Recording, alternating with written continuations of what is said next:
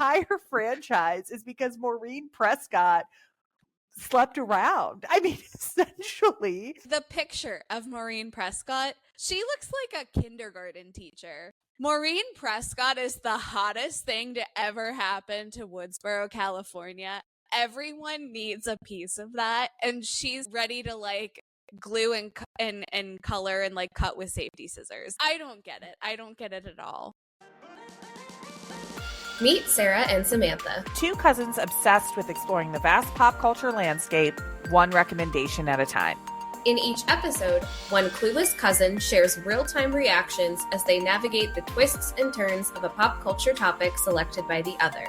From travel to movies, Little Debbie's to trashy novels. Get ready to eavesdrop on the candid reactions and dynamic conversations you can only have with family. This is Foreign and Familiar. Welcome to Foreign and Familiar. Hey, Sarah. Hey, Sam. As always, it's just wonderful to see your face. It's wonderful to see your face. And you know, I just started school this week, so it is nice to chat with an adult. I am the reprieve in your week. I understand. I understand. Yes. So, Sarah, I know sometimes we struggle a little bit to find a topic for small talk, believe it or not, to our family listeners. Sarah and I talk all the time about the minutia of our day. And so sometimes when we come in to record these episodes, we start thinking, what do we possibly have to talk about? Because we're all caught up and we're living each other's lives in real time. But today, the small talk is so easy because this episode of Foreign and Familiar is the first one in which we have a guest podcaster coming on with us today. Yes, I'm so excited. Obviously, we have to introduce our guest podcaster, who is my best friend, Eric. Hi, Eric. Welcome to the pod. Hello, Sam. Hello, Sarah.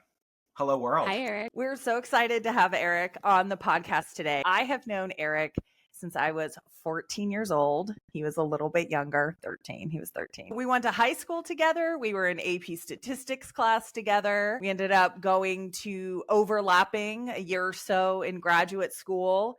And he has been in Chicago pretty much as long as I have, which is about 15 years. That is all true. Such a man of so many words. Sarah, you've heard so much about Eric through me and just being my cousin, being my friend. And Eric's spouse actually came with us over to the Taylor Swift concert in Ireland. Yeah, so this is the first time that we're meeting, which what a place to meet on the Faux Fan Pod. That's right. I don't know that I've ever met anybody over video like this outside of a work setting, I'd say. Right, it's very unique. Yeah. We are so excited to have Eric on the pod with us today to glean all of his insights. And, you know, Sarah, podcasting is always sweeter with a snack. So I know that we invited Eric on early because, Eric, you did participate in the Little Debbie today. Is that right? That is correct. Yes. Sarah, what are we reviewing today? The mandatory Little Debbie tasting for today was the birthday cake cream pie. This is a sweet cream sandwiched between two birthday cake flavored soft cookies with a white coating.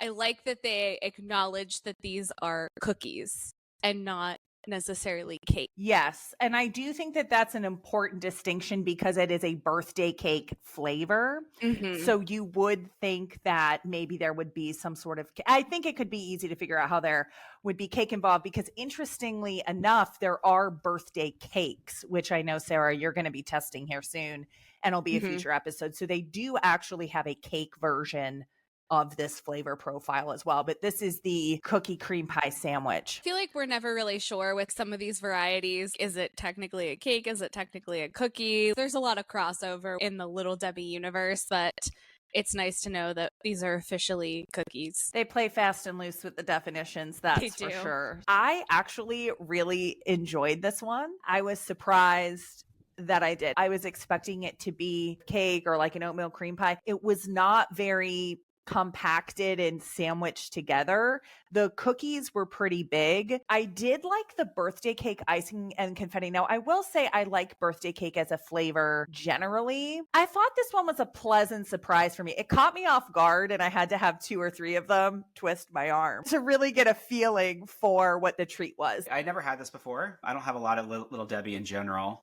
So I don't have a lot to compare it to. I found it to be really, like, its consistency really soft. I was going to say it's more like a cake. We did all this wind up about how it's a cookie, but it felt very cake-like to me. I like the size of it. I would say it's sort of on the upper tier of like a sweetness factor, like how sweet I would go with something. It's pretty sweet, but the size of it was like manageable and it wasn't too much. Overall, I would say I liked it. And I think if I had one in the pantry, I would split it with my husband. Yeah, that's fair. I think, let me preface this by saying I am known in my family as the dessert finisher. I think if I were a wrestler, Sam, that would be my like name, the dessert I love finisher. it. So like, And your finisher could be the entremet or like some sort of like really fancy name for a dessert. Yeah, so like The if Financier. Yeah. if we're at a The restaurant croquembouche. and somebody orders dessert and they can't finish it, they just slide it in front of me because I cannot let a dessert go unfinished.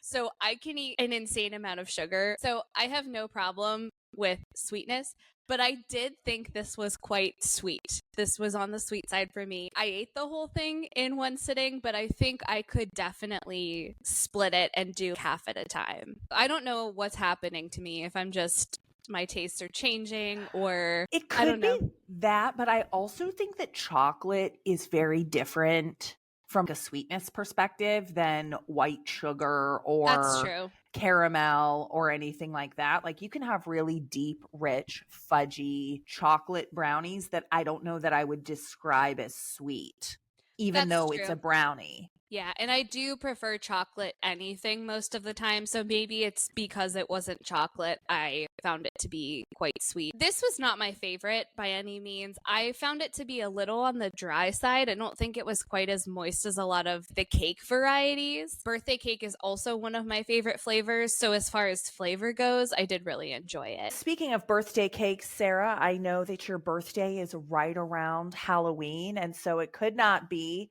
timed any better for our Halloween episode here in season 3, which is why we have Eric here to help us discuss. Yeah, because the one thing that I absolutely love are scary movies, so I'm definitely stepping out of my comfort zone here. Here's the thing, I had no idea until this moment right now that you didn't like scary movies. That's Oh, so no. funny. I was going to ask you why you hadn't watched our topic before, but now I know. That's why, and I am bragging to everyone how proud I am that I made it through. We're doing a lot of firsts today, Sam. This is first franchise that we were discussing, first horror anything that we are discussing, and the first time we have a guest on our podcast. So, Sam, let's get into it. What are we talking about today? Today, we are talking about the iconic horror film franchise, Scream. That's right. We are talking about the entire Scream franchise in one episode of our podcast. So let's get this started. Sam, what do our listeners need to know about this iconic franchise? To tee it up here, I actually am going to kick it over to Eric to explain to our listeners. Eric is a bona fide horror buff. In fact, Eric, I had a thought when I was watching all of these movies back to back that you would be the Randy Meeks in the movie. And I don't know that we're not setting ourselves up for this right now, where you're talking about all the movie stuff. And if Scream happened to us in real life, we would never know. Like, it's just, I saw a lot of parallels with our group. So if anyone's phone rings. Yeah. Or, Eric would be the one like, well, this is what happens and this is what. So anyway, when we were brainstorming topics for season 3 for the podcast, Sarah had mentioned that she had never seen Scream. Scream is one of my favorite horror movies to watch. The entire franchise, I watch it pretty regularly around this time of year. And ultimately, I knew that Eric is a super fan of horror, but really enjoys the Scream franchise as well. And anything that I was going to discuss on this podcast, I was going to run by him and probably parrot it back horrifically and incorrectly. So that's the origin of why Eric is on today. So, Eric, without further ado, I would love to kick over. What do you think for people that have never seen Scream before? Do they need to know cultural notes on the franchise? Wow. Well, high praise. Thanks for having me on. I'm a huge fan of the series. I think it acts as a good entry point for someone who really doesn't watch horror movies, like Sarah, apparently. Or it could be a good franchise for someone to get into that's already has like the established tropes and they sort of understand the horror language because it plays with those ideas constantly. The Series debuted in 1996 with the first Scream. There's been 6 movies, the most recent of which came out in 2023. The movies collectively have grossed by this point close to $1 billion worldwide against a total production budget across the 6 movies of $178 million. So very popular, both at the box office as well as reviews on Rotten Tomatoes. One thing that the series really has going for it is it has a lot of the same people behind the scenes working on the movies throughout the run. So for example, Kevin Williamson, who created the series, he wrote the first movie. He came up with the idea. Oh, Eric, we know Kevin Williamson here. We're very familiar with Kevin Williamson. We've seen Dawson's Creek. Yeah. Sarah is watching the Vampire Diaries low key. This is not his first appearance on the pod. I'm sorry to interrupt, but yes, go ahead. We like some repeats. Yep. I was going to say you've had a couple repeats throughout the seasons of your show, so it's interesting that here's Kevin Williamson for the second time, right? After Dawson's Creek. He wrote the first movie, he wrote the second one, he wrote the fourth one, he's been a producer on the rest. Wes Craven directed the first 4 movies. The fourth is in 2011. He passed away in 2015. There's since been other directors. Can you give us a little bit of color on who Wes Craven is to the horror community? Sure, yeah. Wes Craven wrote and directed a ton of different movies within horror. Outside of Scream, which is probably his most popular franchise, the first 3 of which were the highest grossing movies he did in his career. He's also known for writing and directing the first Nightmare on Elm Street. So creating the Freddy Krueger character, which is referenced in Scream. Later in his career, he did a werewolf movie called Cursed, Red Eye with Rachel McAdams and Cillian Murphy. He did other types of movies, but most were horror, where he spent most of his career. Scream is known for reviving the horror genre. The first one came out in 1996. I mean, if you think of any horror movies that you like from the 90s, it's likely that they came out after Scream debuted. So I Know What You Did Last Summer, Urban Legend, The Faculty, Halloween H2O. I mean, if any of those movies are like ringing bells, they all came out a couple years after. Joshua Jackson was an urban legend, I'm pretty sure. So, yeah. Yeah. And also in Scream 2. And so horror itself was pretty dead at the time. Slashers in particular, like no one was making any more. They just weren't popular. And so when Scream came out, it really revitalized that whole language of horror. And you saw all these different types of slasher movies coming out. I would argue it kind of led to the next evolution in horror with the release of, I would say, Final Destination in 2000, where you had these sort of gnarlier deaths and these like really epic sort of death sequences. I don't know that you really get there without Scream debuting a few years prior. And then even from there, a few years after that, you go into more of like the torture porn, it's called, era of horror with movies like Saw and Hostel. I don't think Scream is those things, but I don't know how you sort of get there without that baseline of sort of reviving the genre and then seeing where it goes. The other thing that Scream did, I would say, from a cultural perspective, is it popularized the term meta. Other movies had done it before, but never on this level. Meta is something that refers to itself or to something of its own type. And so Scream features characters that are referencing other horror movies that have come out in our lives. They're referencing Freddy Krueger. They're referencing Jason Voorhees. We've never had characters in horror before that spoke of an awareness of those decades of history. They're also commenting on the tropes of horror. They're like saying, why do characters run up the stairs when they're being attacked by some unknown assailant? Like, why would you even do that? And then the characters go and do it themselves. And so they're constantly discussing the tropes that we've seen in horror movies from the past, play with those ideas throughout the series. So it's cool because it's in, for lack of a better term, I would say, an informed character in the movie, right? Like someone that knows, that has seen a lot of scary movies and should be smarter than they probably are. For me, I keep going because I watched them all back to back over the course of a couple of days. And I'm just thinking, whatever generation, girls could just strike up conversations with wrong numbers. It's not me. I'm like, wrong number. And right. So whether it's a landline or a text message or a cell phone, But Eric, can I just say, I'm so glad you're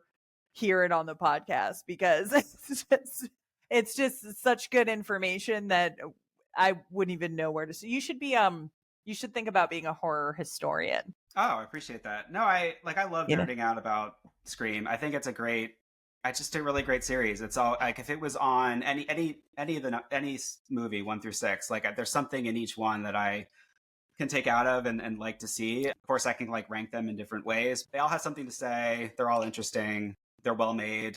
just a good Well, overall and series, which you don't always see when looking at a whole franchise holistically, whether it's horror or just really any franchise. For every entry to sort of have its own little sort of messaging or a way of telling a story. As a general note for me as a viewer, the easiest way to get me interested in something is something that's meta or like a fourth wall break in a comedy. The second that happens, I'm in. So I was super invested in these movies right away. there is something about the meta-ness in the fourth wall. So obviously, I am a Real Housewives connoisseur. I have not been watching it as much lately, but what people are revitalizing and kind of saying it's a whole new series and giving it a second set of life is that the cast members across cities now are talking to the camera and are acknowledging that they're making a show. And so it has added a whole different layer. So now, before they couldn't say anything, they had to pretend it was real life. Now they'll say, you're producing your own storylines, and I don't like that. And you're like, yes, I feel like it's real. So I feel like you've mentioned that too with a show like Survivor, right? Where it starts out, they're all just playing the game, they're trying to figure out how to win.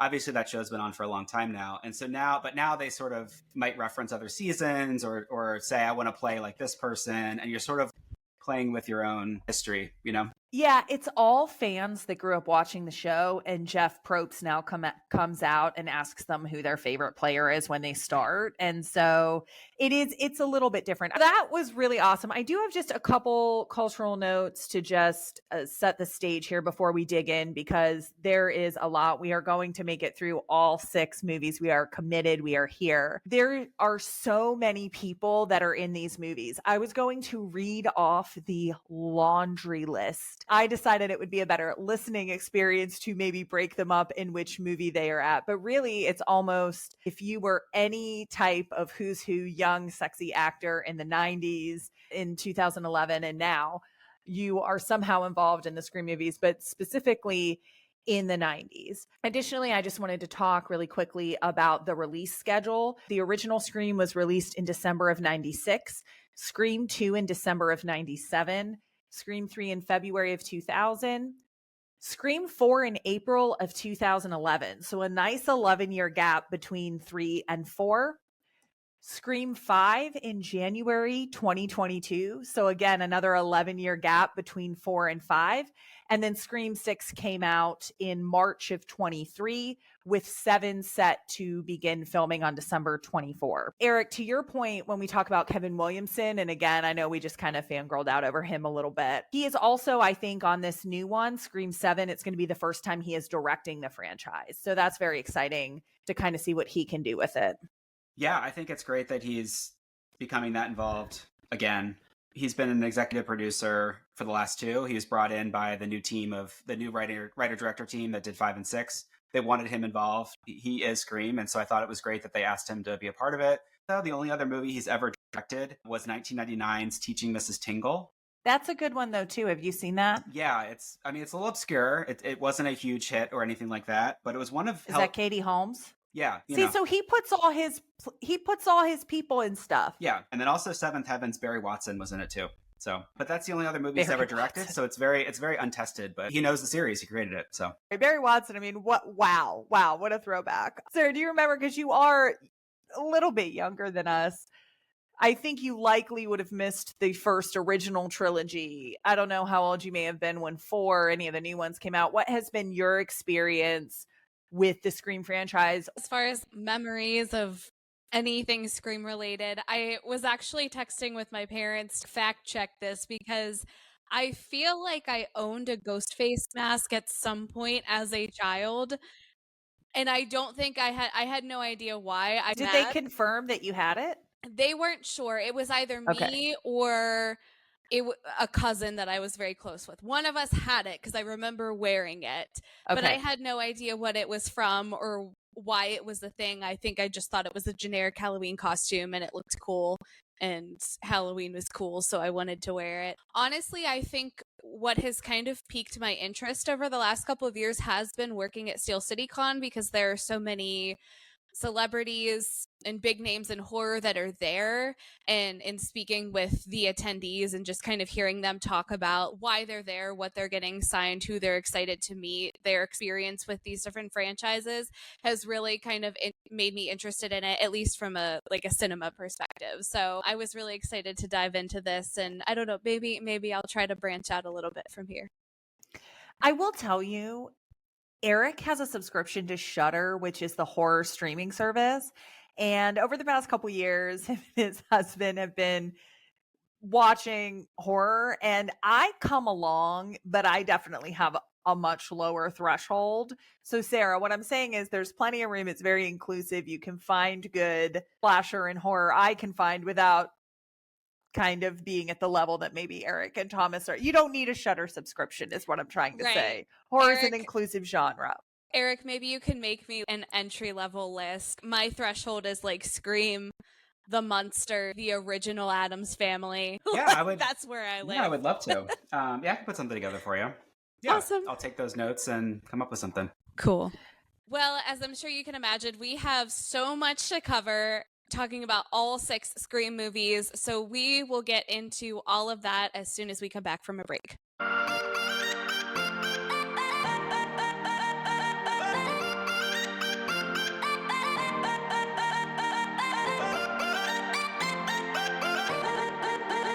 are back from our break, ready to dive into the Scream franchise. It is a big challenge to tackle, but I think we have a path forward here. So we're going to start with Scream 1 in December of 1996.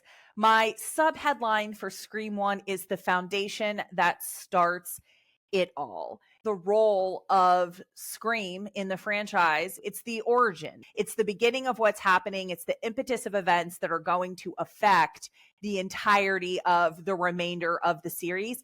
And it sets the ground rules right away for what to expect from a Scream movie.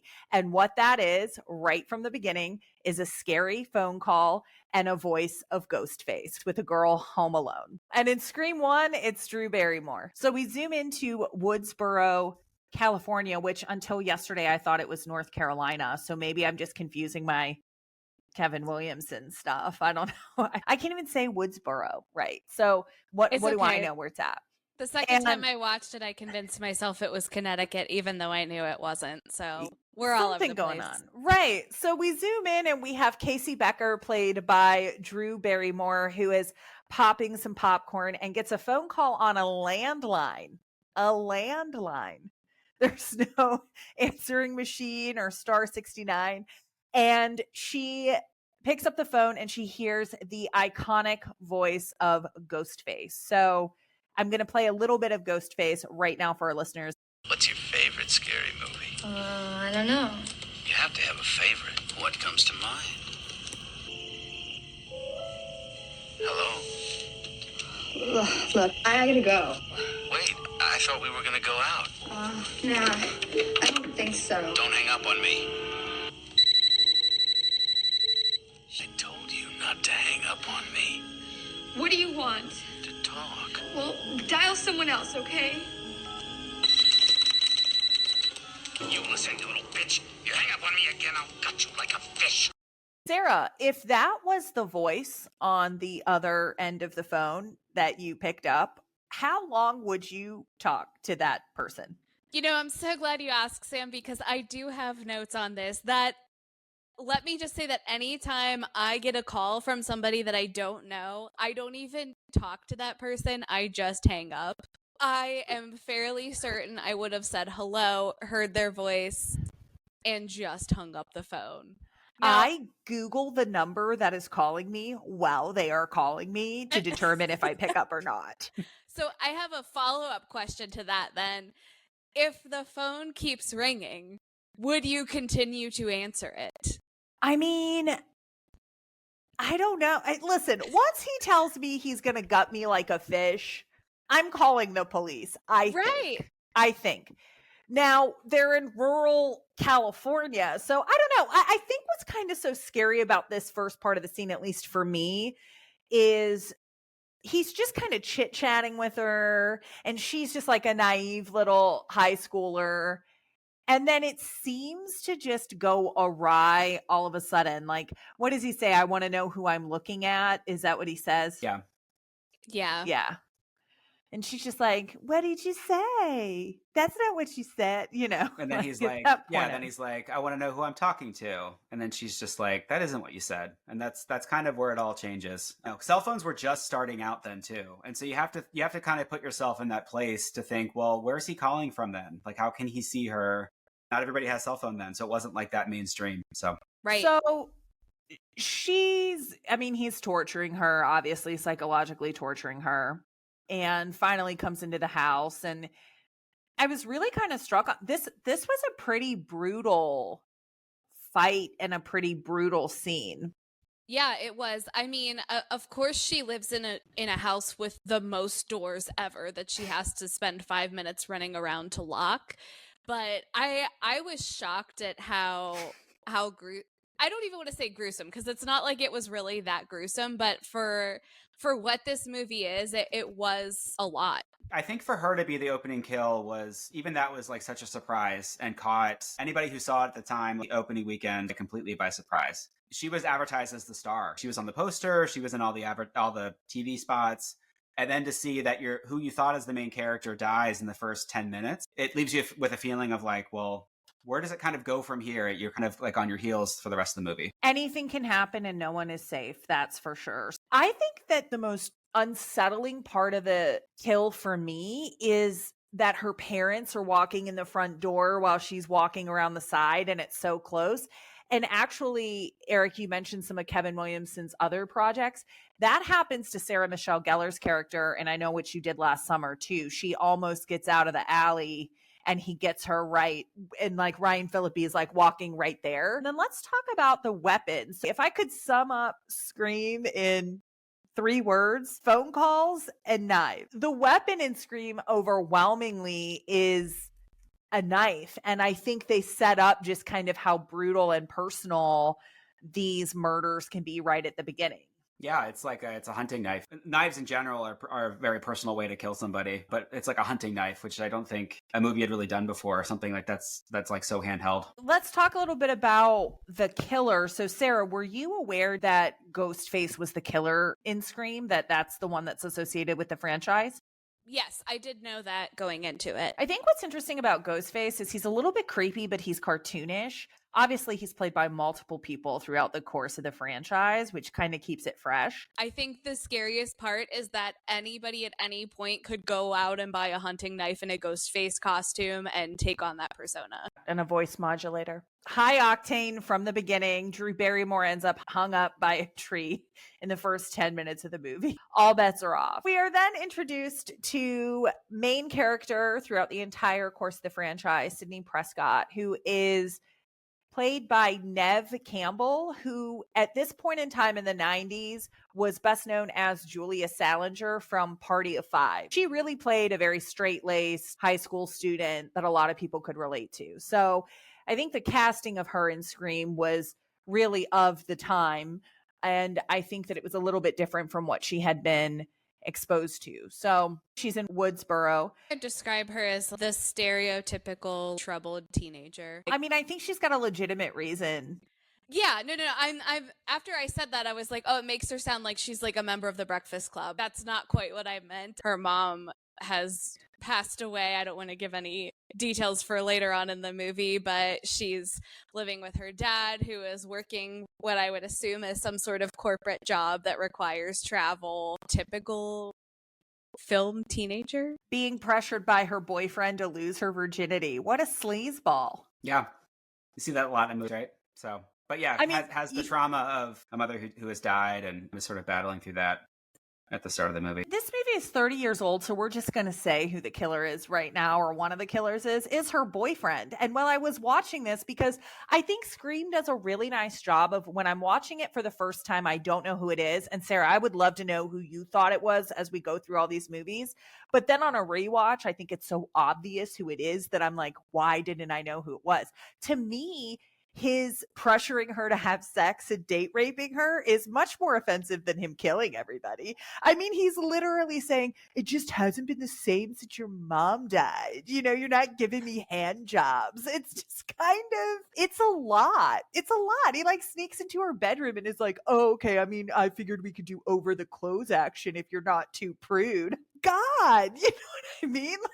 He's the villain. They set him up to be the villain here. It's like, how did I not know? How did I not know? But he is cute and he is Skeet Ulrich. So, I mean, you know. There's that. Anyway, yeah, I mean, you know. Anyway, talking out of both sides of my mouth. So, we have Sydney, we have Billy, her boyfriend. To continue talking about the friend group, I'm going to throw in my favorite, Stu, played by Matt Lillard. I think he's hilarious. I mean, he's just like a goofball, right? Yeah, he's like the right hand of Skeet Ulrich. I thought he was hilarious on a rewatch. I thought his man to just like that at the end when he's like, "I think I'm dying here, man." Gonna kill me.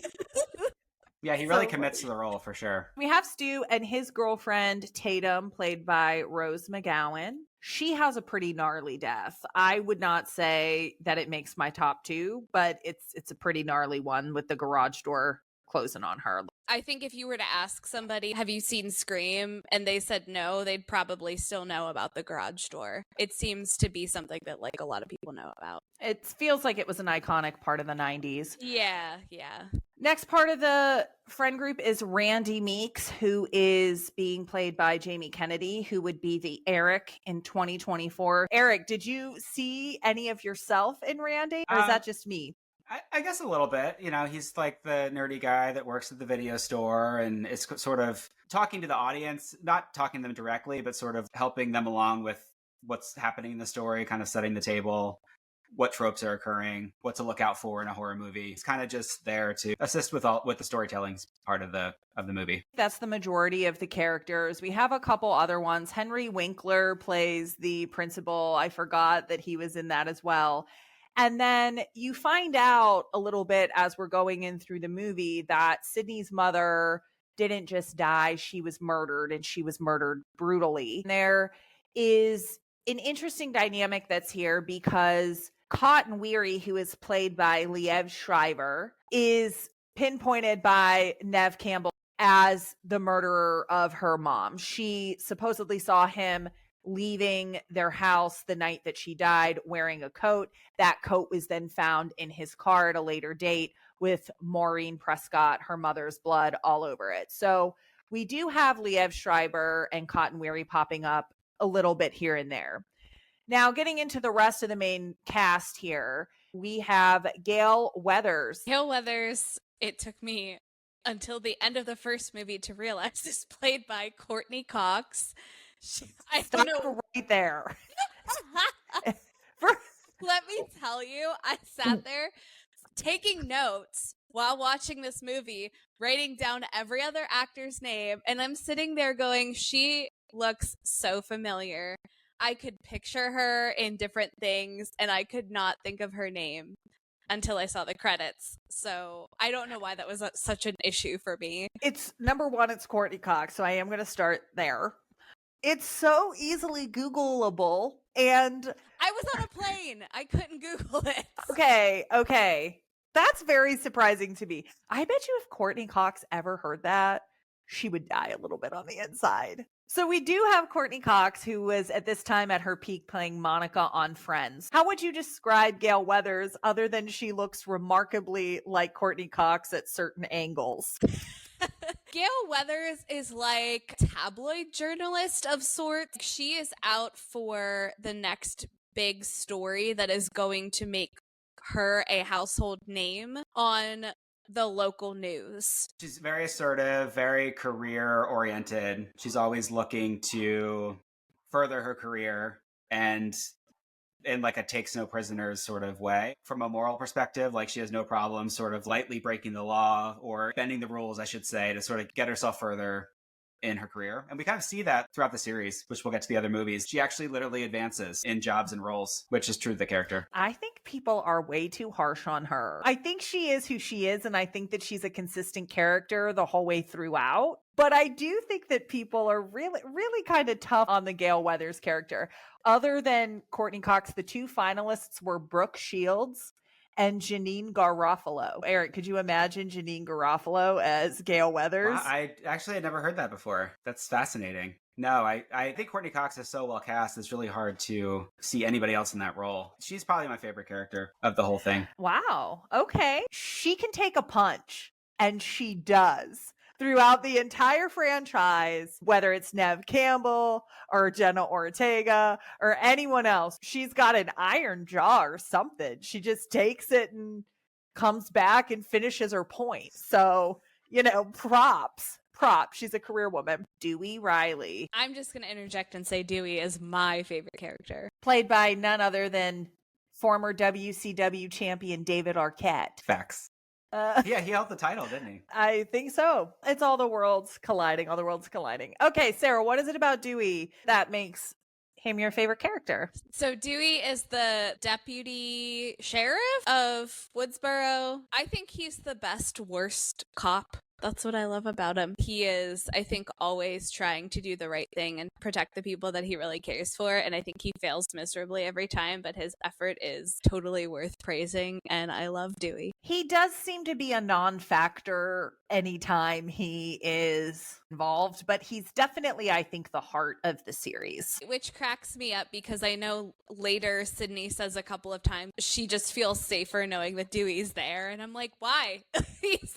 He has not done anything to protect anyone ever. Sarah, I would argue that emotional support when you are being chased by a serial killer is really helpful. And I think that's probably true. what she means. Tons of murders happen. Ghostface is calling everybody on the phone. We get some scenes at various parties. So that would be another Scream characteristic, is that there's always some large team party where there's some sort of murder that's happening. Eventually we get to the end and the characters break all of the core rules that Randy lays out for them. You have to stay a virgin. You can't leave and walk by yourself, all of the different horror tropes. And we finally get to the big reveal of who the killer is. And it is Billy Loomis, Skeet Ulrich. And Stu, first time having two different killers. How it really worked for me, at least, was putting suspicion on it being the boyfriend, not being the boyfriend. That in itself is a trope within slashers, within horror, for the boyfriend to be the killer. And then I think it's then first revealed that it's Stu. So then you think, well, it's not. It isn't Billy, because it's Stu. Billy is also revealed to be a killer, so it's like a double twist. Billy's motivation is that Sydney's mother was having an affair with his father, and that's what caused his mother to leave. So he was seeking revenge for his family being broken apart. That was not Stu's motivation, however. His motivation is probably my favorite motivation of any killer ever. Which is? Peer pressure. Right. That's what he says when he's dying. Peer pressure. He's so funny. He's really funny. So it comes out at the end that Billy killed Maureen, the mom, and framed Cotton. Here's what I think is so interesting when you're rewatching all of this is all of these events are set in motion because Maureen Prescott is a sexually liberated woman and likes to catch D in Woodsboro. And it's basically the impetus of the entire series. And so I'm going to kill her because my mom left me because you banged my dad, and then I'm going to kill the daughter on top of it. Then they start stabbing each other, Billy and Stu, to make it look like that Sydney had attacked them. What's funny about Scream is the killers always outline what their plan is in the final scene. It just becomes another rule of Scream. The killer has to explain how they're going to get away with what they're planning to get away with. But that's the gist of what they're doing. They're trying to set up Sydney. So Gail and Sydney end up putting the killers down. Stu gets the TV. Mm-hmm. Stu gets the TV on his head. Yep, and Billy gets shot. Well, stabbed with an umbrella, then shot again. Because you have to shoot them twice, because they're not dead the first time. That's the horror trope. In the head. Yeah. In the head. Yeah. Sydney's very comfortable shooting people in the head. Like, I do just want to say that. I mean, like, from the first, she's a bang. And then she's got zero issues with that. Closing out the first movie. Sydney's off. The one thing that I think that we skipped a little bit is that Dewey and Gail have a cute little flirtation right here. I think that is the definition of opposites attract. And I think what's kind of cool about it is, you know, Courtney Cox and David Arquette were married in real life and they met on the set of this. And by the second one, I think they were engaged. So it is kind of cool to see. I mean, obviously they aren't their characters, but that's where we wrap Scream 1. Our motivations are set, and we fast forward a year later to December 1997, and Scream 2 comes out. And I call this the best horror sequel of all time, would be my notes on it. For me, Scream 2 is the strongest in the franchise. I think that everything is bigger. Eric, you seem surprised about that. No, I agree. We haven't talked through sort of where we rank these, but I put this one at number 1 as well. I just think that the stakes are all higher, and Scream ended up being a cultural phenomenon on top of a box office success. So the first week it came out, it made $6 million. It was number 3 at the box office. The second week it made $9 million. Then the third week it made $10 million. So it was one of these rare things where it actually grew. So they really fast tracked a sequel here. The cameos in this one, we got to talk about it. Joshua Jackson making his third appearance on the Faux Fan Pod. What can I say? We are fans. I just have in all caps Pacey with like 5 exclamation points. And he just is a little, he's got one, he doesn't even die. He's not even in the movie. He's just walking through, and he does make a really bad take though, that Terminator, he brings up something about the second or the first, and somehow the class nets out that the original Terminator is better than Terminator 2. And Sarah, that is an upcoming episode. And that is heresy. So I do think that Joshua Jackson is the one that said that, because I have a note on it. But so he was just misguided. He was misguided.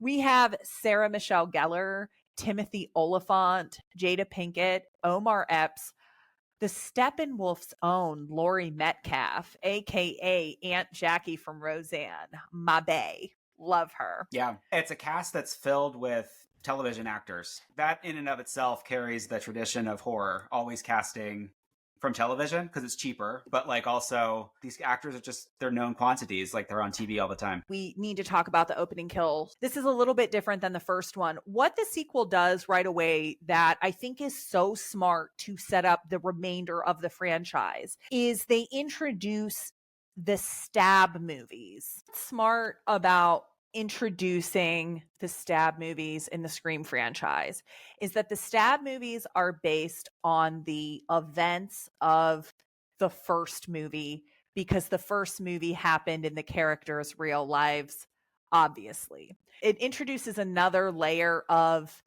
meta-ness in which there is Casey Becker, who was played by Drew Barrymore, and what we're watching at the beginning of the second movie is Heather Graham playing Casey Becker, and it's a dramatization of the events that happened in the first movie. And so that opens up a lot of different possibilities, I think, in the fact of it makes the Woodsboro murders of the first movie a cultural phenomenon and an event and a horror property within the horror property. Yeah. And then it allows characters within Scream to comment on what we saw in the first movie. They're commenting on it, as it actually affecting their lives, but they're commenting on the characters that we watched a movie ago. And it makes the stab masks, which are the same as the ghost face masks in popular culture in the movie, like it was in popular culture for us. So I think where this really tees up and shows just the creativity is the first kill in Scream 2, which is Jada Pinkett, happens at the premiere of a stab movie where everybody is wearing the ghost-faced mask. Opening scene of Scream 2, I mean, it features the wildest audience for a movie ever, right? Everybody's standing up and like hooting and hollering. Scream figures sort of flying across the room. There's popcorn flying everywhere. They're really taking in the events of of what was the opening scene for us of the first movie, but seeing it as a movie themselves. Your pointer to what you raised, there's a theater near me here in Chicago that put on a screening of Scream 2 recently. It was actually during my rewatch for this podcast. I got to see Scream 2 at a theater for the first time. And what they did was the theater that put it on, they did like a reenactment of the opening scene. So while we're watching the opening scene of Scream 2 in front of us, we're also being asked to pretend to be the audience watching our movie in the same way that the people on the screen are watching their movie. And they had other actors that portrayed Jada Pinkett's character, that portrayed Omar Epps' character. And they're not speaking, but they're like at the front of the stage, sort of acting out scenes as you're watching them on the screen, layered upon layer. It's just me there at the time. So for those that are not aware, Jada Pinkett ends up being stabbed by the actual Ghostface. I mean, her death is brutal. And I think what makes it even worse is that nobody knows that it's real. They all think it's just a part of the show. Right, because they're all thinking it's exactly like Eric went to that event where they were mimicking and doing the same thing, and yeah, it was all part of the show. I would never volunteer to play the Jada Pinkett character at the Music Box Theater while they were doing that, because I could have been stabbed. And but what it does is, to me, it was just, that's what you kind of open, is this whole layer of, okay, well, now anybody can be wearing a ghost face mask, and there are people that are then fans of the movie. Now we have these characters who have lived through all of these events, and a book has been written about them, a movie has been written about them, and so the people in their hometown are now fans of this franchise, and it leads to this whole, are people just mimicking what they see on the screen and not really thinking through the consequences of what this is actually doing to people, and understanding the difference between reality and fiction. And I think that theme kind of carries throughout the rest of the movie. And then that in and of itself becomes one of the motivations for one of the two killers of this movie, right? Like, he even says he thinks it would make a good movie, and that would be his defense in court, and the rest of it. I think he opens up his killer explanation with, I watch too many movies, if I'm remembering correctly. Yeah, I think you're right, Eric. They do have some good soliloquies, all these killers, on what their excuse is going to be. So here's the thing. Every Scream killer is convinced that they're going to be the one that survives, is going to convince that they're going to be the one that's the hero. Real quick, as we're getting through two here, let's just check in on our main characters. Sydney is in college. She's getting a prank call. Now, see, we're in 1999 now, so there is caller ID, so she knows who is calling her. She shuts it down right away. But she's anticipating a couple additional calls because the Stab movies are opening, and that's going to just have people. So there were trolls even back in the 90s on the landlines. We have Dewey, who is now the sheriff in Woodsboro. And Gail Weathers has written a book, to what you said, Sarah, about the events of movie one. Her and Dewey are quarreling because she probably rightfully clocked him as a bozo. He is hurt though in that exchange. To be fair, Dewey did not provide much help in the first movie, but he did take a bullet or get stabbed in the back. Dewey gets something in Dewey and Gail both get something in every single movie. Pretty quickly. But I know I say Dewey's my favorite, but he also does nothing. But to be fair, he did get pretty injured in the first one trying to help. Yeah, and then he has this limp that he takes with him throughout the rest of the series.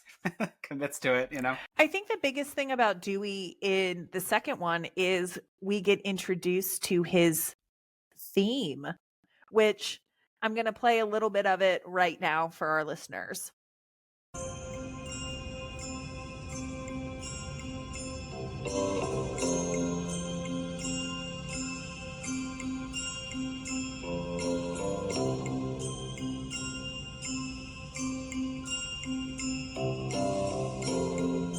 I love it, and I'm pretty sure it's in every movie after its debut in Scream 2. I don't think it was created for this movie. I think it actually came from Broken Arrow. Yeah, I only ever knew the song as the Broken Arrow theme song. So Broken Arrow is a 1996 movie starring John Travolta, directed by John Woo. So again, crossovers from previous episodes. Sarah will have to watch Broken Arrow because that one is right up your alley and completely insane.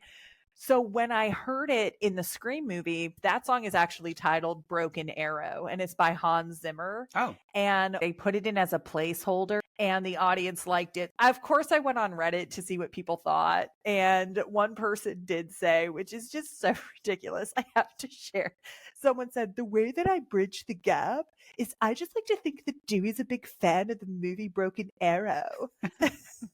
Okay, like that's what we need to have the connectivity tissue for.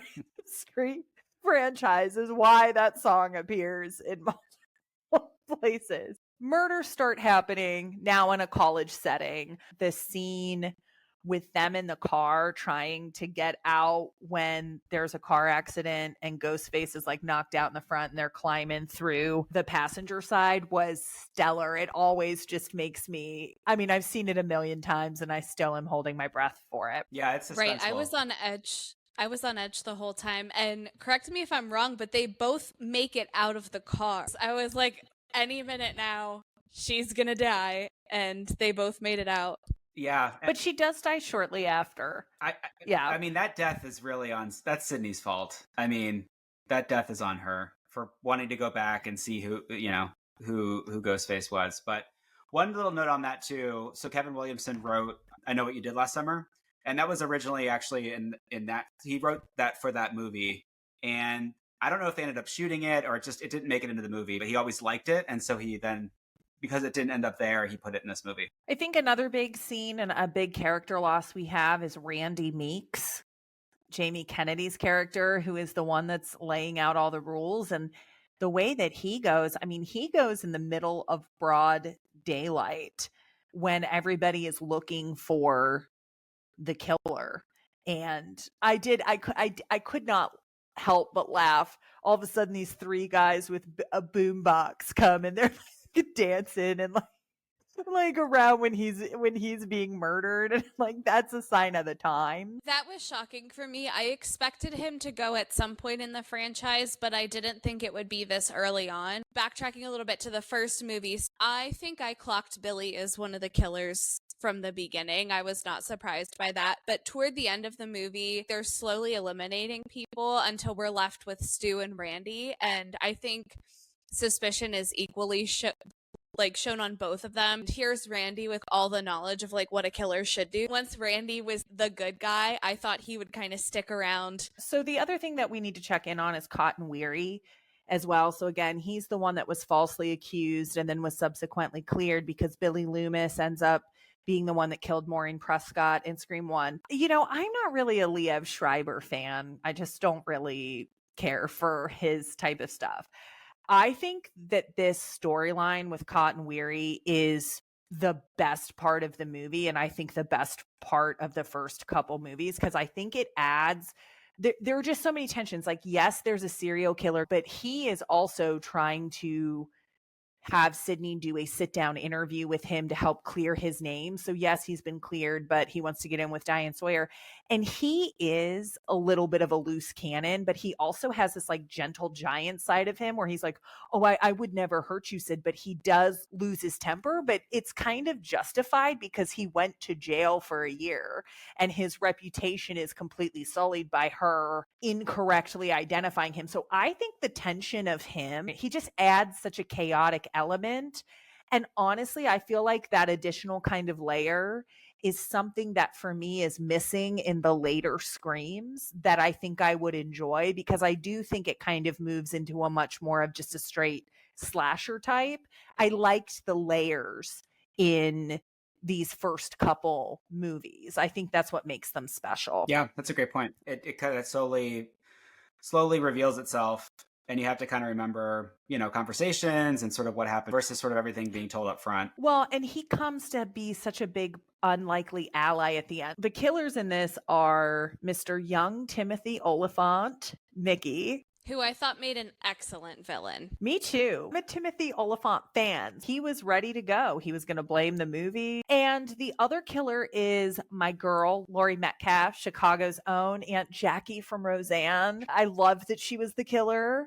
And she is Billy's mom, who obviously wants revenge because Sydney killed her son. And Sydney rightfully points out, you completely abandoned him when you found out that your husband was cheating. Like maybe that was the overreaction, Mrs. Loomis. And the reveal is so cool because then you realize when Sydney says Mrs. Loomis, like she's like surprised it's her. You put together as the audience, oh, they haven't actually interacted in this movie yet. Laurie Metcalf's not in the movie for very long, just probably 5 or 6 minutes. And it's just a cool reveal. It's a reveal at the same time that Sydney says her name. And as they're getting ready to kill Mrs. Loomis, but she's got Nev Campbell and Cotton Weary comes up, and I think that scene is so cool. He says he's got the gun and he can figure out, is he going to kill Laurie Metcalf or is he let her kill Nev Campbell? And he says something about, well, does that interview look good now, Sid? And she just goes, consider it done, right? And he shoots. I just thought it was so cool. And then at the end, kind of get the redemption from Cotton. So I was surprised. Like, I really, really enjoyed that beat of it. I'm just going to keep saying that till we move on. I agree. I think that scene, I think there were 3 standout scenes for me in the later part of the movie. Of course, the whole opening was awesome, but the ending scene with Cotton and Sydney, I think kind of tying it back to the first movie, the whole conflict with Sydney's boyfriend too. Does she save him or is it the boyfriend again? That's a good point. I think in every movie there is a moment, now that you mention that, where the main character has to decide, are they going to save somebody? Or are they going to let them kind of fend for themselves? And I will say, to the franchise's credit, I think it's a toss-up every time. So we'll close out on Scream 2. Moving quickly into Scream 3 before we head to break, I have this titled as Unnecessary Trilogy. I don't know who is asking for it. I think we can maybe all agree that this is the weakest in the franchise. Sarah, I know we have to talk about it. We're going to talk about it from the top. The bangs. The bangs are honestly the worst part of this movie. I've said it again and I will die on that hill. Scariest part of the franchise. Gale Weathers makes a very unfortunate choice. Ladies, bangs are so hard to pull off. Don't fall victim. You can be... Now, listen, if you would have said that you saw Courtney Cox in this role with these bangs and you were thinking there's no way Courtney Cox would ever agree to having her bangs like that in a major motion picture, so it couldn't possibly be Courtney Cox, I'd be like, okay, Sarah, I get it. Don't understand how you couldn't recognize it on one, but definitely, on this one would have been the leeway. Yeah. I mean, each movie, the women characters in particular, like, always have different hairstyles. Like Sydney, same thing. They definitely took a lead with the bangs. But I would say in this movie, all 3 of the main characters, Sydney Prescott, Gale Weathers, and then Dewey, it isn't a good look for all 3 of them. Courtney Cox, we've discussed. Dewey Riley has the slick back hair and a mustache. I just don't think it's his best look in the series. And then Sydney, she has the Rachel sort of haircut, which was a place and time for that, I guess. But I just think they all sort of are distracting, or they just don't really look their best in this movie. No look is working on anybody throughout the entire thing. Ghostface has killed all of the hairstylists. People in this cameo, Mr. Patrick Dempsey, who plays Detective Mark Kincaid. He was kind of weird for me to get a read on because I think I was expecting him to be the killer at some point, and that never came. So I feel like I just had a bad read on him from the get-go. They do a good job on that with a couple different characters. It's all on the actor. He plays it very ambiguously, where it could easily be either way. We also have Scott Foley, Jenny McCarthy, Patrick Warburton / David Putty, Parker Posey, and Carrie Fisher, which was, I completely forgot that she had a cameo in this. We open up in LA. I'm so excited because my boy Cotton Weary has been vindicated.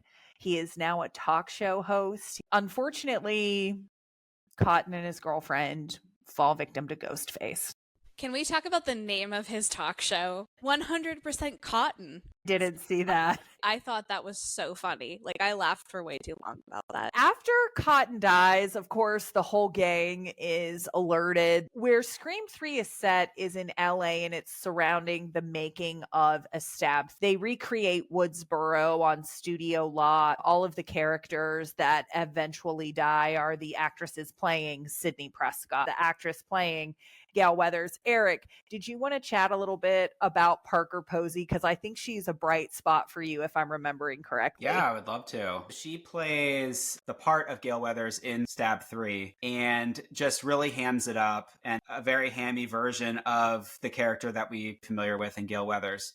And so it's really comic just to see her standing next to Gale Weathers. They're like maybe walking down together, and she's trying to mimic the way that she's walking, for example. The entire movie just takes it's a different feel. It's a little more comedic. Deaths are not as brutal. I liked seeing the actors that were playing the characters in the movies. They were portrayed as the stereotypical actors within movies. I thought it was just like an interesting take on what we've seen in the movies before. We get the rules of a trilogy from Randy Meeks on videotape, his sister Martha, who I just know as the friend from the Princess Diaries. I completely forgot that she was in these movies. I was gonna bring that up because it is up there for me, and Lily is a classic, and I was so excited to see her. So you're a Martha Meeks fan, is what I'm hearing. Hashtag Martha Meeks. Martha Meeks, shut up and listen. I love it. Trilogy rules. The killer is always tied back to the original. It adds a new layer and dimension to the story. Going to be impossible to kill. The killer ends up being Scott Foley, who is Sydney's long lost brother, because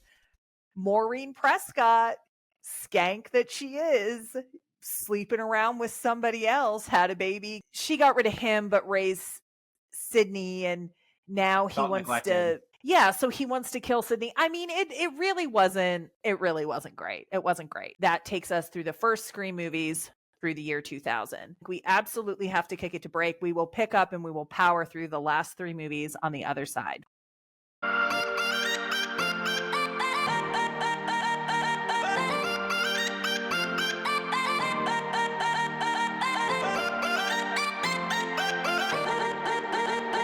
Welcome back to Foreign and Familiar. We are here with Sarah and our guest podcast host, Eric, and we have just finished talking the first three episodes of the Scream trilogy. Scream 4, I have titled it the standalone Scream. At this point, Scream 4 has come out 11 years past Scream 3, and there will not be another Scream for 11 years. So this one is a little bit of an outlier. How are they going to update it? By this point in time, everybody has cell phones, there's social media, there's text messages. I think that Scream was really made for Gen X that were teenagers and in college around the time. In 2011, you have millennials. And so this is now a Scream movie for millennials, and the new ones are Scream movies for Gen Z. So in addition to your core characters, we have Lucy Hale, Kristen Bell, Alison Brie, Rory Culkin, Hayden Panettiere. We'll jump right in on the opening kill. So they update this format right from the beginning. There's several openings, I guess you could say. You come to find out that where the movie begins is happening within a stab movie. It's two women in a house. They're being stalked by a Facebook killer. Ghostface ends up at the house. They both die. And then cut to credits, and it's stab 6, I think. And then you have two other characters sitting on the couch who have just watched what you watched.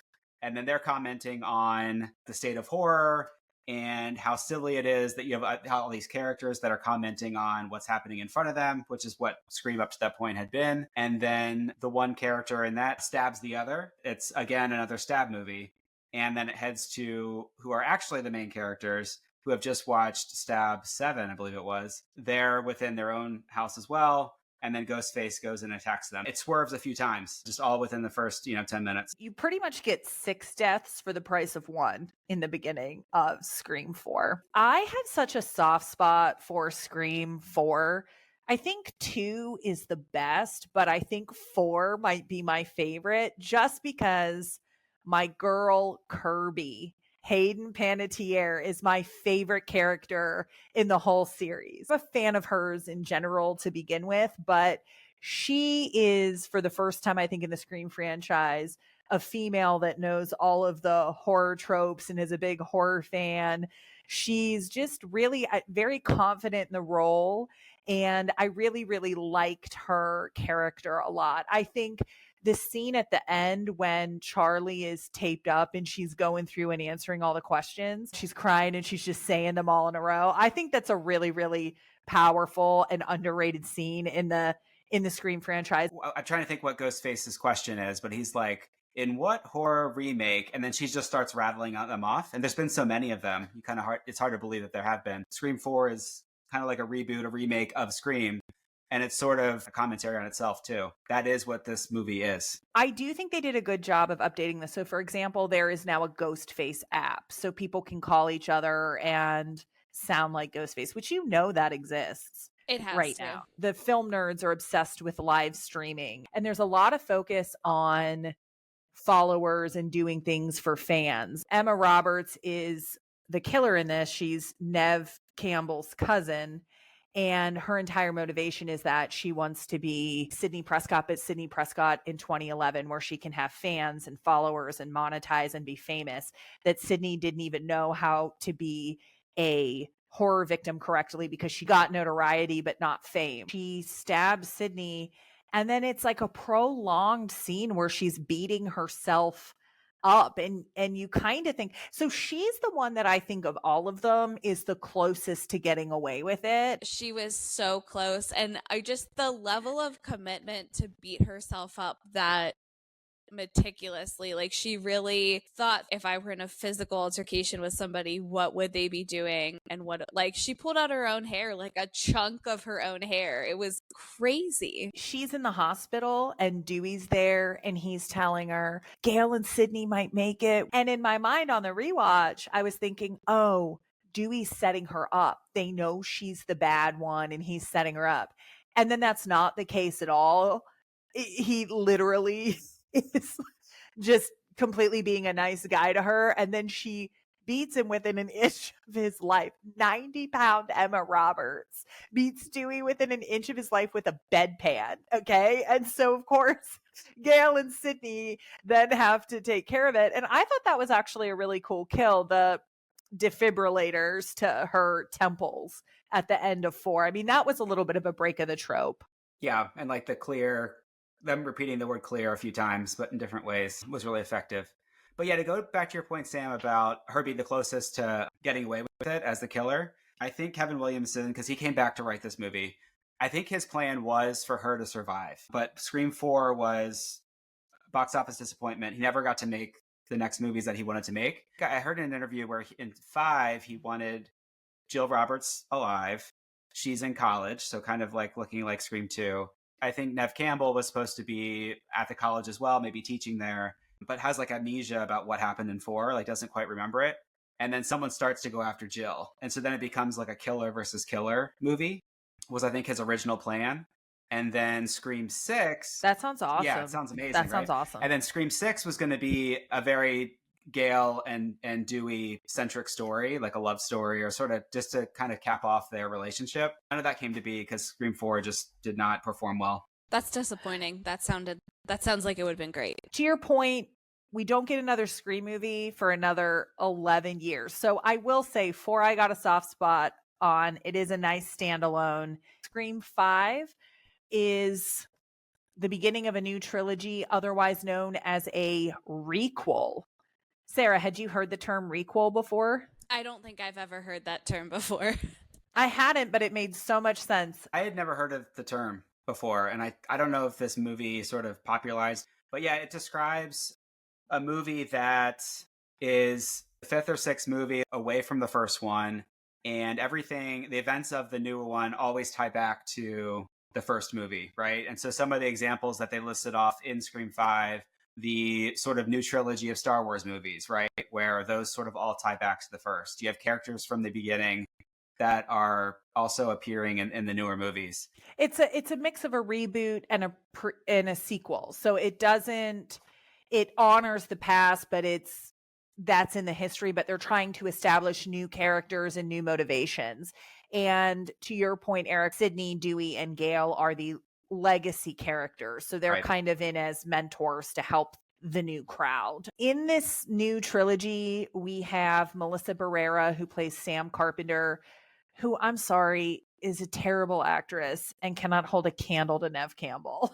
Like, I don't know if it was nostalgia looking at me, but Nev has something about her, a je ne sais quoi. I think that's my general issue with both of the newer movies is I just found all of the teenage characters to be so annoying. Could not stand the way that any of them were written.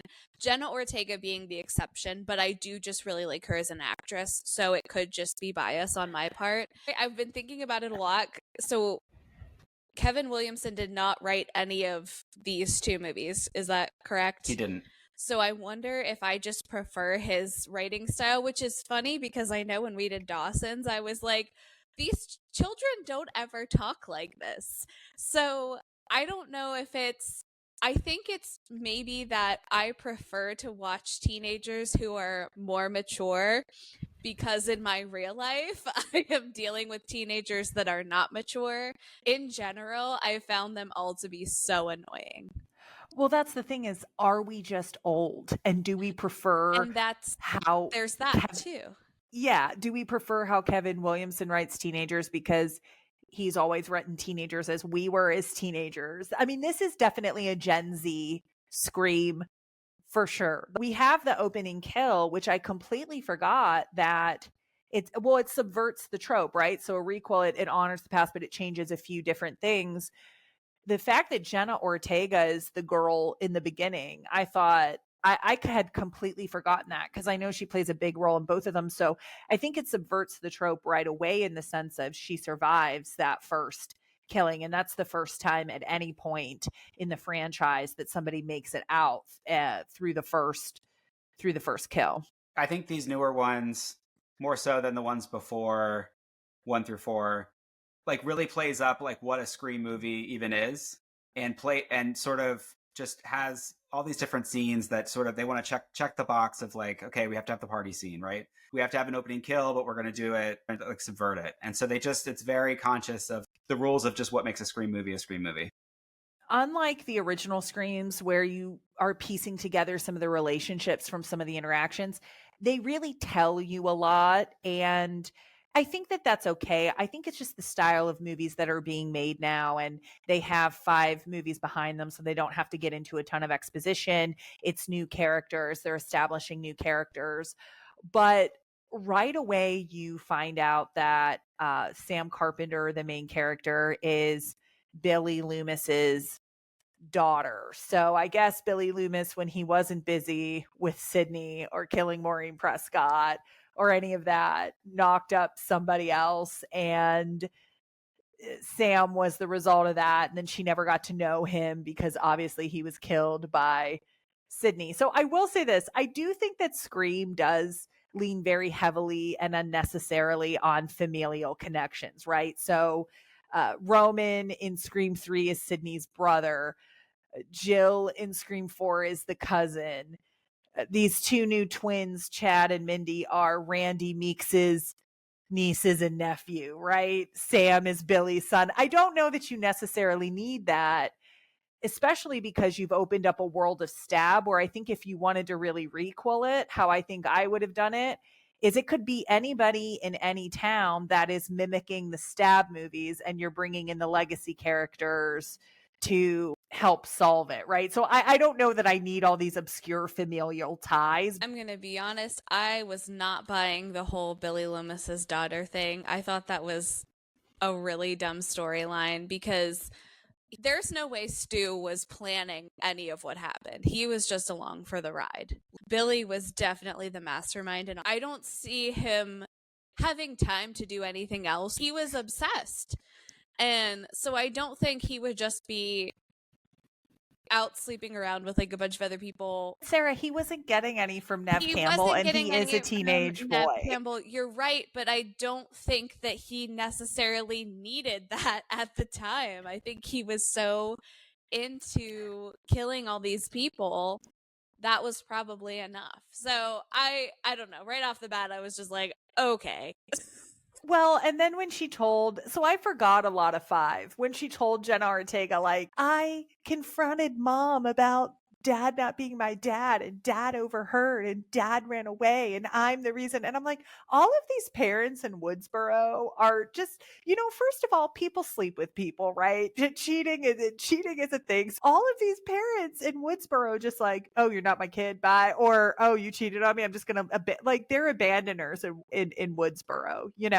It puts a lot of pressure on sexual decisions that people are making. Right. Like, think about it. This entire franchise is because Maureen Prescott slept around. I mean, essentially. The picture of Maureen Prescott, she looks like a kindergarten teacher. Maureen Prescott is the hottest thing to ever happen to Woodsboro, California. Everyone needs a piece of that, and she's ready to like glue and color and like cut with safety scissors. I don't get it. I don't get it at all. Billy acts like his mom has been gone for like his entire life. She's been gone for a year because that's when he killed Maureen Prescott. So that's when he found out that she was sleeping with his dad. So he's like, my entire life, my entire childhood has been ruined because my mom has been absent for 365 days. And then the mom tries to then come back and kill Nev Campbell because she killed the son, when it's like, you could have just stayed in the home. Right. Laurie Metcalf. Like, you could have just stayed said, in the like, home. I'm going to move out, but I'm going to stay in Woodsboro. Eric, we have arguably the biggest death of the entire franchise. It was a shock to many that Dewey doesn't make it out of this one. He decides during a scene at the hospital he attacks Ghostface. Ghostface is sort of out cold. And he decides to go back, though, because he remembers that you always have to shoot Ghostface in the head to really make sure that Ghostface dies. So he goes to go and do that sort of on his own and gets distracted by his cell phone. I think it's Gail that's calling him or texting him, right? So as he's kind of checking that out, Ghostface stabs, right through his stomach. And it's a pretty gnarly death. His like guts kind of go everywhere, and it's really hard to watch. Sarah sent a text to Eric, your spouse, and I when she saw that and said, if Dewey's really dead, I'm not watching the next movie. Unacceptable. It was unacceptable. That's all I have to say. Well, I think what makes it extra unacceptable is when you have the killer reveal at the end. And so the killer is, and hearkening back to the first one. So again, it's a requel. So it's in the vein of the original. It is the boyfriend in the first one. And it is the boyfriend in this one, who is Jack Quaid, as well as his female accomplice, who again is a tiny little 5'2" girl that takes out Dewey. That's the hard pill for me to swallow on that one personally. I don't know that there's much more about that. I think they do a good job of moving it forward and introducing the new characters. The final one we're going to chat here, which is the latest one, Scream 6, which I have called the one without Nev Campbell. The big deal on this one is that they were in negotiations to bring back and do this movie, and they did not want to pay Nev Campbell her salary. Nev Campbell, who is the star of the Scream franchise. And so they kind of were like, well, we'll do it without you. We have the new cast here. I was surprised that, honestly, I was a little bit surprised that Courtney Cox took it because, I don't know, they've been in these movie franchises together. And I think that Courtney Cox had a lot of good lessons with Friends on collective bargaining. I mean, Friends decided right at the beginning that they were only ever going to negotiate together and be together. So it's a little bit interesting that she still kind of signed on, but whatever.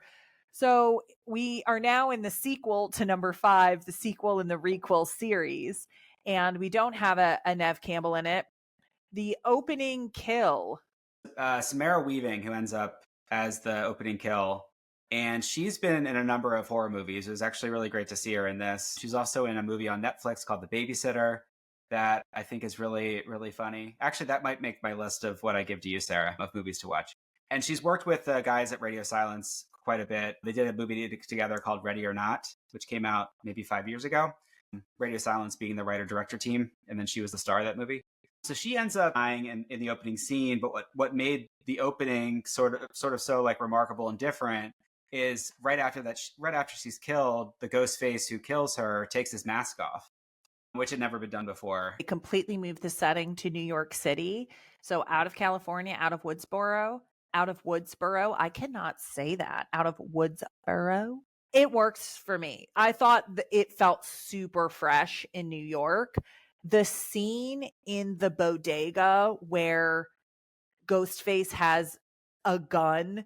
So again, a little bit different from what we're used to, a knife, and they're hiding and like out in New York City. I thought that was a really clever way to freshen up the series. Yeah, I mean, this one was not my favorite by any means, but I do like how they kind of reinvented it. There were a lot of really cool scenes, like the subway one. I thought was so cool. Yes, there was a lot of cool stuff in this one. The ladder. And my girl Kirby is back. My girl Kirby is back after 11 years or 13 years. So we never knew. Her fate was always open-ended. And I think that they said that there's a newspaper clipping in 5 that says that she had survived. But to bring her and Hayden Panettiere back, I was super excited about that. Her character is now working at the FBI. I actually thought that Kirby was going to be the killer in this one, and what I had kind of reasoned, and I think this would have been cool because it would have been different from something that we've seen, is that like she's one of very few people to have survived and just kind of went a little bit crazy after that, especially when we see some things that come into play later, like got a little bit obsessed. And so I was very suspicious of her throughout the whole thing.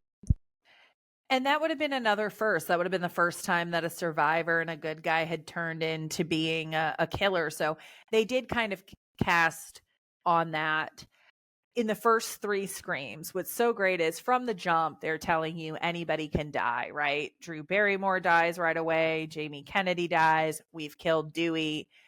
I do think in this one, it gets a little bit ridiculous. Really, all of the ancillary characters die. And I feel like there's no emotional death or any type of, and specifically, I think my issue is with Chad, the boy twin. He is stabbed, and I forgot this till I watched 5. He is stabbed 10 times in 5 and survives. And in this movie, Jenna Ortega leaves him with 2 ghost faces being stabbed so many times. He's got blood coming out of his mouth and he's like, go, go. You know, he's like spitting blood while he's saying go and everything. And he survives again. So to me, it's a little bit, and they're probably saying, oh, well, it's not what you expected, but it just feels like less of a, it feels like a marked difference from the franchise. So again, this is where I have the note where I miss the cut and weary of it all. I miss that. It does feel a little bit more watered down and like a straight slasher film. And it's not that it's not fun, because it is fun, and I enjoy Ghostface and Scream. I saw these in theaters. I'll continue to see them in theaters. But this one did not hold up as well on a rewatch. I thought 5 was a lot better. Yeah, I would agree with that on my rewatch as well. I remember really enjoying 6 in the theater when I saw it. And then watching it now, I thought 5 held up more, which surprised me. Just going to agree with you there. And then also mirroring Scream 2, where in the second one, in the requel, the killers are the family of the boyfriend that died in the first installment of the trilogy. This time, it's the first time it's 3 killers, dad, 2 kids, and Sam Carpenter kills them. And again, it's kind of this she likes it. She likes being a serial killer. So we close out on Scream 6, and as we all know, we're getting ready for Scream 7. Feel like we have all these new characters. They have the core 4, the 4 main characters that have the plot armor moving into the trilogy. And some craziness happens already as we're getting ready for Scream 7. So Melissa Barrera was fired from the production for some comments that she had made about the Israeli-Palestinian war that's ongoing right now. And then Jenna Ortega subsequently quit right after Melissa Barrera was fired. So all of a sudden you have killed off Dewey. Courtney Cox is still alive. You've refused to pay Neve Campbell, and she literally sat out of her franchise in 6. And the 2 sisters that you have created this and centered this entire trilogy around are no longer attached to the project. So Scream 7, they opened up their wallets and they paid Nev Campbell and she deserves to get paid. But I think it's a little bit up in the air for me, at least, on what Seven's going to look like. Eric, do you have any insight on that, on any research that you've done? No, hard to say. I think from the outside looking in, it seems like they obviously had to maybe redo whatever original plans they had for Seven. They were really setting up Sam Carpenter to, I think, continue to battle whether she becomes a ghost face, right? Or like continues to sort of play into those demons, but she's now no longer in the movie, right? And her sister as well. So I think reintroducing Sidney Prescott, they'll find a way, but as far as what the story will even be about, I really have no idea. I think we're all going to wait and find out together. So I know that this has been a marathon. We've gone through a lot. Scream is in the bedrock of our foundation as a country on horror. So I just have a couple questions. We can wrap it up here real quickly. One question I have, if Sidney Prescott ever becomes a ghost face, do you feel that is jumping the shark? I would say yes. I think I would agree with that. I think there are a lot of other people that I could see becoming a ghost face, but I don't think Sidney Prescott is one of them. I would agree. Over the course of the 6 movies, what is your favorite kill and what is your honorable mention? We get to name 2. I think my favorite kill is Stu with the TV. I'm not sure who my honorable mention is. I'm still thinking. I think for me, it's gonna have to be Jada Pinkett in 2, I think, is probably the best one. But I think the honorable mention for me is gonna be Rose McGowan in the garage door in 1. Those are both good. Yeah. I kind of liked Parker Posey's death in 3. So she's sort of hiding behind the mirrors, the 2-way mirror, the 1-way mirror, I guess it would be, and doesn't survive there. The opening scene is so iconic too. It's hard to talk through best deaths in the series without kind of going back to where it started. Drew Barrymore. What's old is new again. Mm-hmm. Knives and phone calls never go out of style. It's true. I just have to say, to kind of go with the continuity of our podcast, I clocked Tara watching Dawson's Creek in the hospital in Scream 5. Nice. Yeah. I did not clock that. Very nice. Yep. And I also noticed, much to my disappointment, that they either had Hostess or Tasty Cakes on the counter. No Little Debbie's, which is disappointing. Yeah. It's disappointing, and we should write to Mr. Kevin Williamson about this and send him all of our podcasts so that he can maybe put in Little Debbie. Sarah, closing it out, would you recommend it to somebody else, and how did you enjoy it overall? I think for my first foray into the horror genre, I think this was a great place to start because I think at its core, it really is just like paying homage to the horror genre in general. And so I had a really great time watching them. I would definitely recommend them. And actually, I made cousin husband watch the first one with me last week, so I can. What did he think? It's actually really funny because I told him from the beginning, like, Dewey's our favorite, and I didn't say why, but I also said we really like Stu. Like, these are just some rules that you have to follow when you're watching. And throughout the movie, he said, like, I really suspect Billy, but I feel like that's too obvious. And what I was actually really surprised about is when we got to the end, he said, oh, it is Billy, but there's got to be a second killer. Wow. Which, when I was watching, I was like, what do you mean there's a second killer? Like, that doesn't make sense. So it was interesting to me that, like, he knew that was a rule.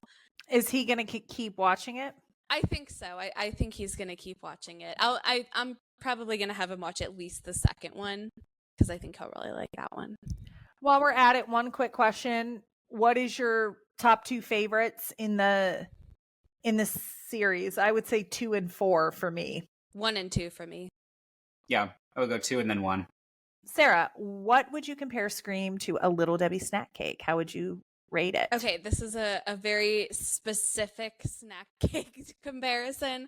but I'm going to compare it to the Christmas tree cakes, but the large formats in like a gas station. And Okay. the reason that's very specific is because I think this is a franchise that I'm going to want to rewatch. I think I'm going to really enjoy it, but I don't know if it's something that I'm going to want to consume like all 6 of them every single time that I watch them. Quite honestly, it'll probably just be like 1 and 2, and then maybe around Halloween I'll watch all 6 again. So I think with like the large formats in the gas station, it's kind of a novelty, like, oh, this is here and I like it, I'm going to eat it, but I'm not going to get multiple because it's enough. So I think that that's really fair, but also such high praise because you are a Christmas tree cake connoisseur. I do love So a I Christmas think tree just cake. so that the listeners can understand, that's high praise. It is high That's praise. high praise. How about you, Eric? So are oatmeal cream pies Little Debbie, or are they the other Yeah. one? I really like oatmeal cream pies.